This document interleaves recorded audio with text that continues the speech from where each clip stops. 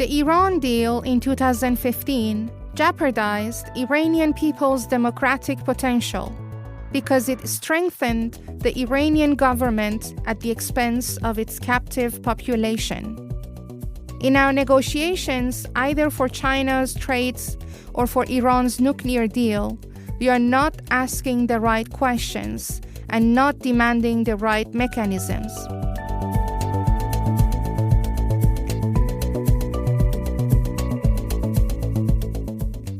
Hello, this is Somaya Dehban, a devoted Dutchified Iranian whose life is quite interwoven with politics.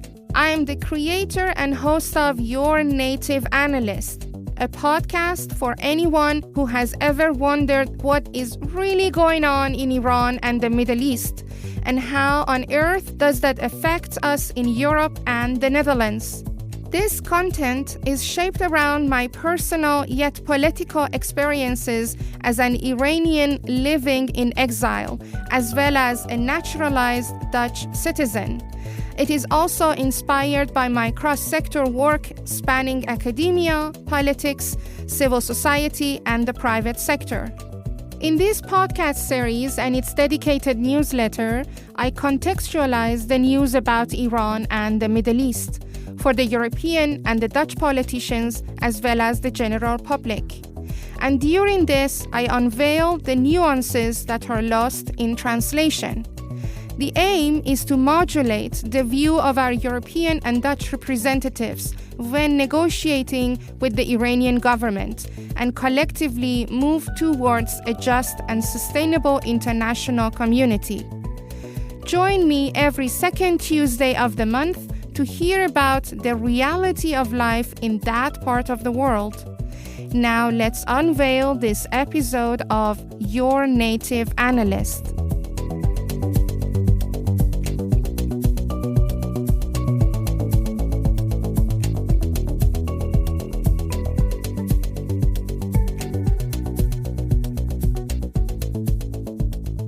Welcome to the fourth episode of Your Native Analyst. Thank you for showing up and tuning in. This is the first episode of Your Native Analyst in 2022. I'm quite excited to be back in the studio and start recording again. I've changed the format of my podcasts to make the series more coherent with each other. As you may know, beside Your Native Analyst, I have 3 other podcast series, and in each of them, I address some similar issues to which I refer here in Your Native Analyst. In this way, the connection between these podcast series can be more pronounced and clear. Now, with this explanation, let's get into what I have prepared for this episode. In this episode, I will be talking about understanding. Understanding is the first phase of a model that I have developed over the last couple of years in the domain of personal and organizational transformation, as well as change management, or better to say, change leadership. I presented this model last year on 30th of October, a day before my 40th birthday, at the historic academic building of Utrecht University. On my website, you can read more about this event. This model is based on over 350 books and 200 academic articles and policy papers, and I have dubbed it verbinding. Verbinding is the Dutch term for interconnectedness, but with an emotional hint towards interrelatedness. Verbinding has 3 phases, namely understanding, implementing, and scaling. Throughout 2022, I will present this model to you in every episode. And for today's episode, I will talk about phase 1, understanding. What does it mean to understand? And why is it at the cornerstone of every action that we need and want to take in our lives? I will also talk about the hot topic of Iran's nuclear deal. Firstly, I will tell you about the 2015 Iran deal and its shortcomings. And then I share with you a glance at Iran's annual budget and its relation to the new Iran deal that has been under negotiations for many months. In this episode, you hear about how the West has jeopardized the democratic potential of Iranians. We all are connected in this world. The suffering of one, regardless of how far they are from us, could and would become the suffering of all. The lack of respect for human rights, the lack of freedom of speech in China exasperated the spread of COVID-19 and turned it into a pandemic. The lack of respect for human rights and lack of freedom of speech is preventing the Iranian people from holding their own government accountable, not only towards themselves, but also towards the international community. In our negotiations, either for China's trades or for Iran's nuclear deal, we are not asking the right questions and not demanding the right mechanisms. In this episode, together, we dig into the understanding phase of my change management model. From there, we dissect the shortcomings of the 2015 Iran deal and how it failed to capitalize the democratic potential of the Iranian youthful and westward-looking population. We, the international community, need to protect and guard the local communities through protecting human rights, if we want to guard and protect our own community.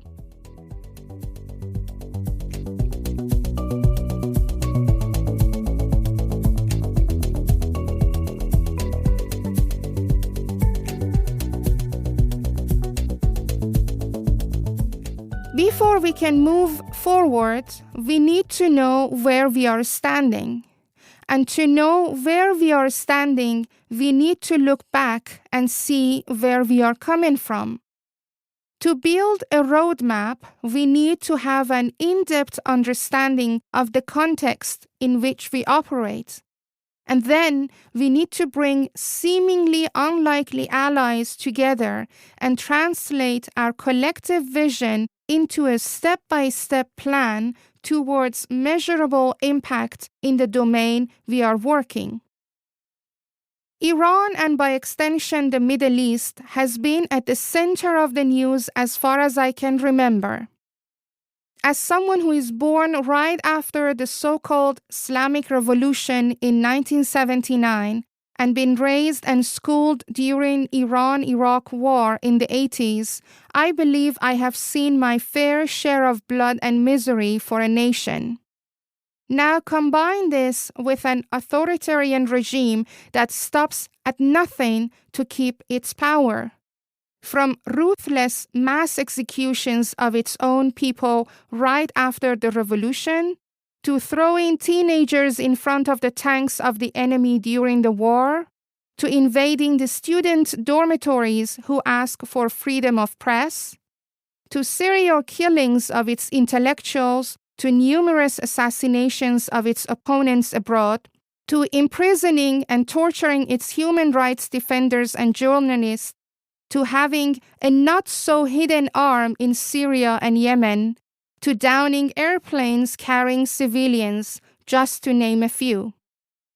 The question is, where does this leave us as the West in our negotiations with Iran over its threatening nuclear program? How can we trust a government that has no respect or value for its own people to promise that it will not harm people who has no connection to that land?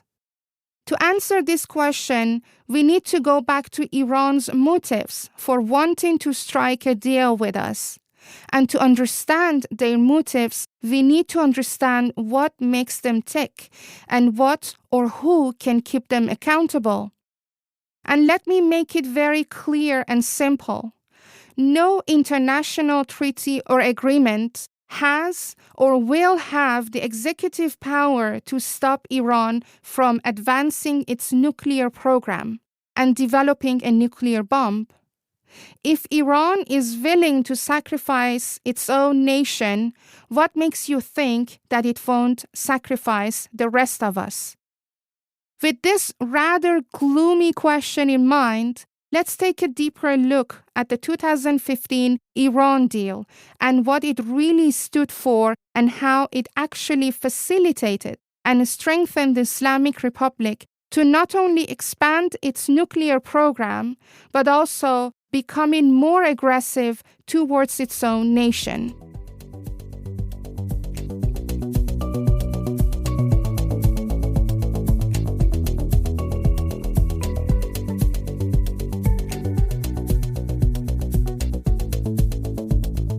To put it bluntly out there, the Iran deal in 2015, in my opinion, jeopardized Iran's democratic potential because it strengthened the Iranian government at the expense of its captive population. It may have looked that the Western concerns were downgraded. However, in the long run, the only mechanism that we can count on for holding a government accountable is by empowering the people to hold their own government accountable.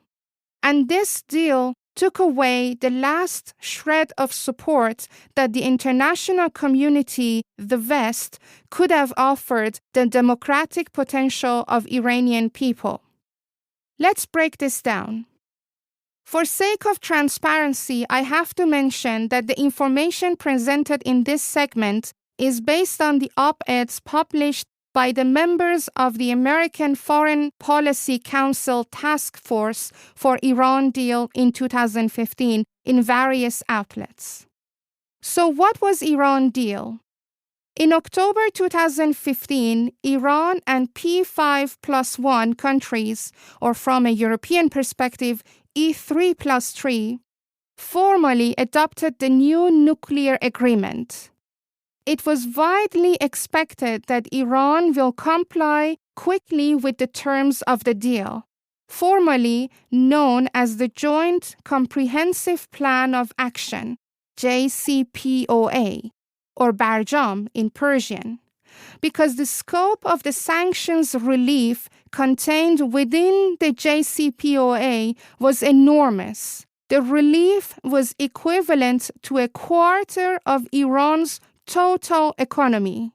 As such, complying with the terms of the deal made good economic sense for Iran's regime.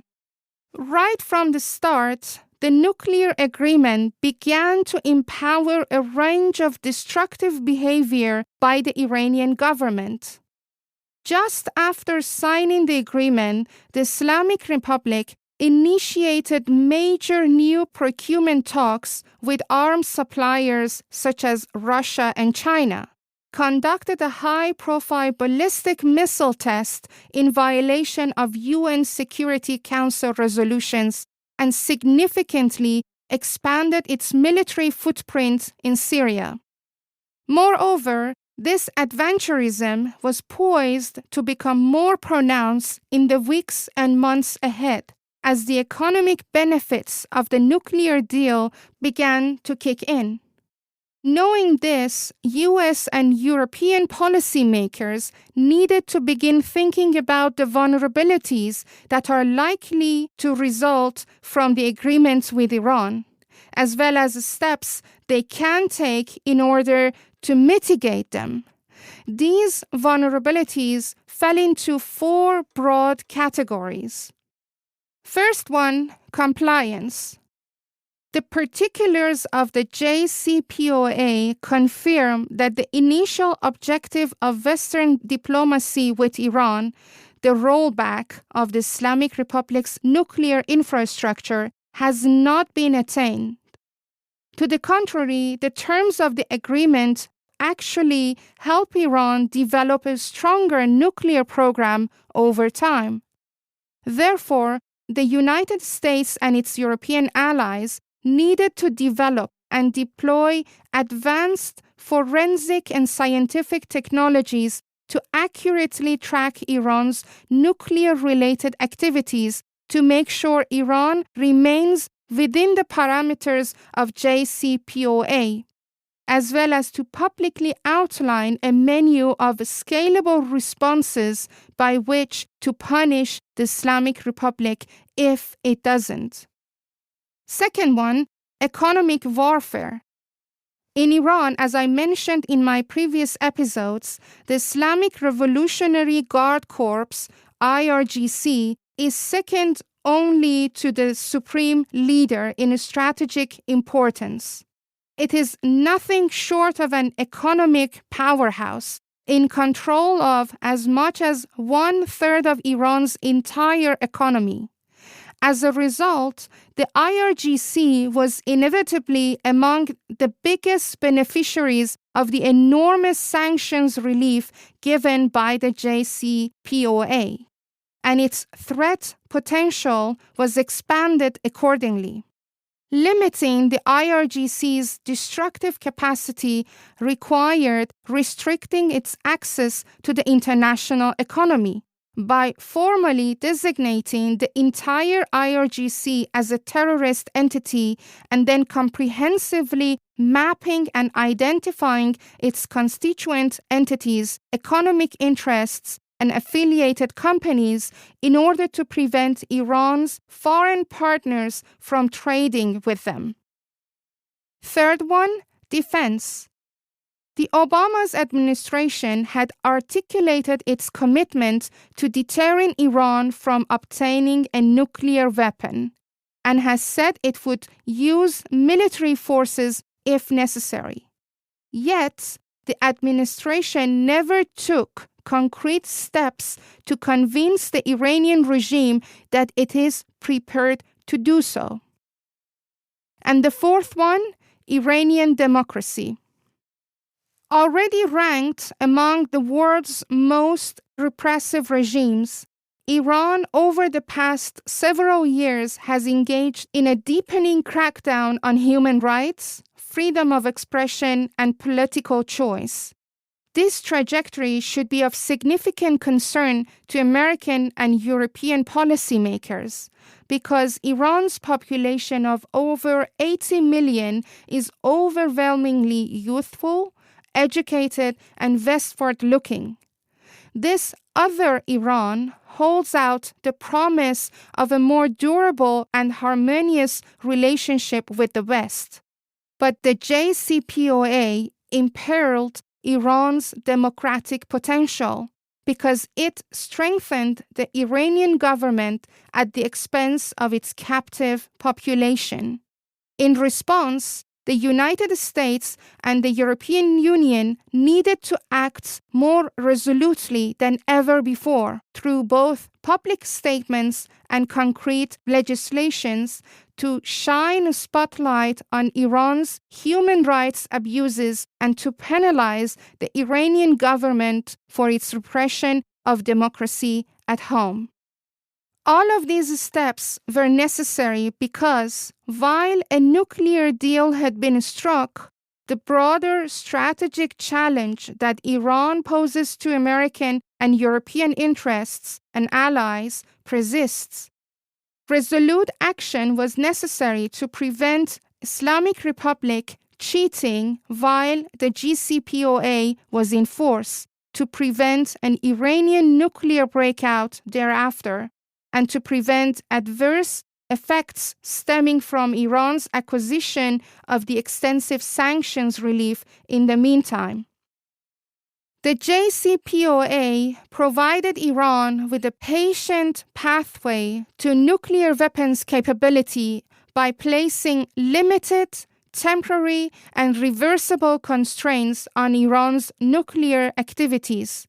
These nuclear provisions, which mostly disappear over a period of 10 to 15 years, counting from 2015, left Iran at a threshold nuclear power with an industrial size, uranium enrichment, and plutonium program, advanced ballistic missile, access to advanced heavy weaponry, greater regional hegemony, and a more powerful economy that could be immune to Western sanctions. The maximum pressure of the Trump administration, as well as their comprehensive mapping and identifying of IRGC's entity to a great extent, crippled the activities of IRGC. After the election of President Biden and the promise of coming back to JCPOA, Iran speeded up and advanced its activities for enriching uranium and further limited the access of international community to its sites. Knowing this, in the next segment, let's look into the proposed annual budget of the Iranian president and see if we can track an impact of Iran's New Deal.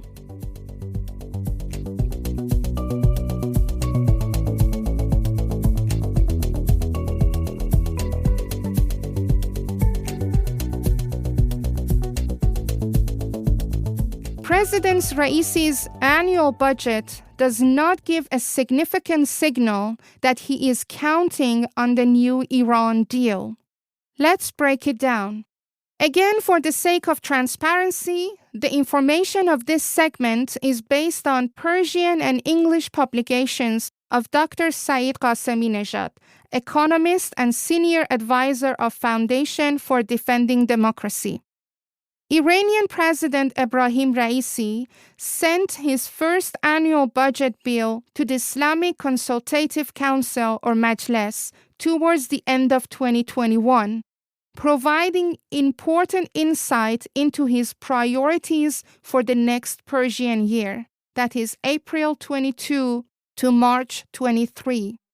The bill suggests that the government envisions no full revival of the 2015 nuclear deal and its accompanying sanctions relief in the coming month. The first draft of the annual budget provides an unfiltered look at what the Raisi government thinks about the country's finances. There are 5 key points to consider.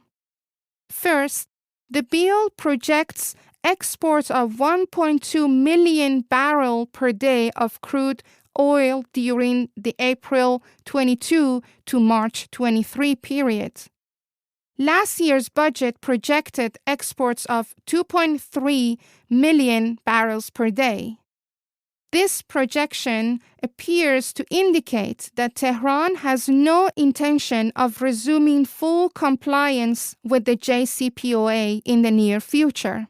However, the budget assumptions do not rule out a partial removal of sanctions, even though it is likely that Raisi presidency is relying on its sanction-busting capabilities to facilitate exports. Second, the nominal value of the budget in rials, the Iranian currency, increased only 7%. And considering inflation, the real value of the budget decreased. The contractionary budget shows the president's key priority is curbing inflation, similar to what the previous administration did in its first year. Nevertheless, a contractionary fiscal policy will not be enough to significantly cut inflation if the sanctions remain in place. Third, Raisi intends to change the subsidies program for basic goods, which currently works by providing cheap foreign currency to importers. There are indications that Raisi may provide the subsidies directly as cash to citizens instead. Both moves are inflationary and will put upward pressure on prices. Iran's economy suffers from multiple exchange rates, and if Raisi can guide the economy toward a single foreign currency exchange rate, it would be a significant accomplishment that his predecessors failed to achieve. Fourth, Raisi is increasing the retirement age by 2 years, while limiting the increase in government employees' salaries. The former is a response to the bankruptcy risk that the retirement funds are facing. The latter is designed to fight the inflationary effects of the increase in the salary of government employees. Both moves will create discontent among the affected population. And fifth, Raisi is trying to unifying the dollar price at a higher rate, as currently there are 3 different rates. Whether this will stabilize exchange rates or the high rate will lead to an upward movement of the price in the foreign exchange market depends on the system's ability to facilitate a steady and reliable supply of foreign currency in the market and avoid currency shocks. The assumptions made by the budget do not signal optimism about a quick and definitive resolution of the nuclear crisis. The contractionary policies of the budget may further plant the seeds of further social unrest, which has erupted regularly since 2017. We discussed how the 2015 Iran deal failed to secure what it intended to do. And the upcoming version of it, whether you want to call it a new deal or just a return to the old one, does not seem to be counted on very much by the Iranian president.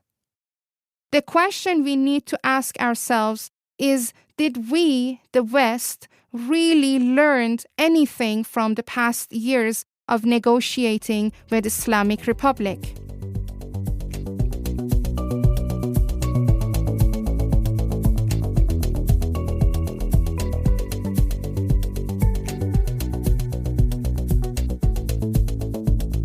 In this episode, we discussed the first phase of my organizational transformation model, which I have dubbed Verbinding.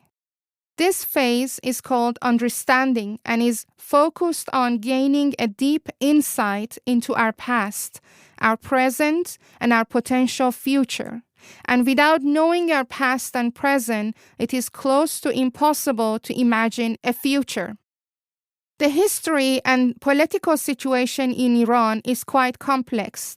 The misleading democratic structure of Iran has given a lot of space to the authoritarian regime to oppress its people and keep the international community in the shadows. Lack of comprehensive understanding of this context by the international community has jeopardized the efforts of the Iranians in the country and in exile to fight for their rights. The 2015 Iran deal basically failed at many fronts, not just by killing the democratic potential of the youthful population of Iran, but also by failing to prevent Iran from progressing in its nuclear program. The presented annual budget of President Raisi indicates that the Islamic Republic is not counting on having the sanctions lifted, which means he is not taking the new negotiations and deals seriously. The Dutch government has been recently formed. I hope the new ministers and leaders in the Netherlands, as well as the leaders at the European level, contextualize their negotiations with the Islamic Republic of Iran further in their past actions. I hope the new leaders safeguard the democratic potential of the Iranian population instead of putting it at further risk. I invite the negotiators to focus on the power of the people to keep their government accountable. This would benefit us all. Prioritize respect and safeguarding human rights in your negotiations. Without respect for human rights, there is no guarantee that Iran will not use nuclear bomb on us. The time and energy that we invest in understanding what has been done before us and what is the state of progress would pay off in multiple folds when we are in the implementing and scaling phase of transformation. So take your time and dig deep. It is of great importance to know our roots, and when we know where we are standing, we would know where we can head towards and why. And this would help us guide our next steps. our next step in our next purchase at the market, our next step in our research, our next step in setting goals, our next step to vote for a representative.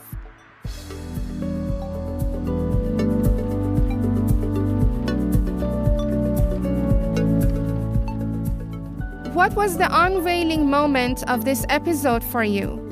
Did you hear about something that impacted your view on the reality of life in that part of the world and how it impacts us on this side of the world? I hope you gained a deeper insight into the complexity of politics and how it affects us regardless of our regions. Want to hear more? Sign up for my thematic newsletters to get notified about each episode and more. You can do this by going to my website, somayedehban.com/newsletters. Until the next unveiling, Bedrood.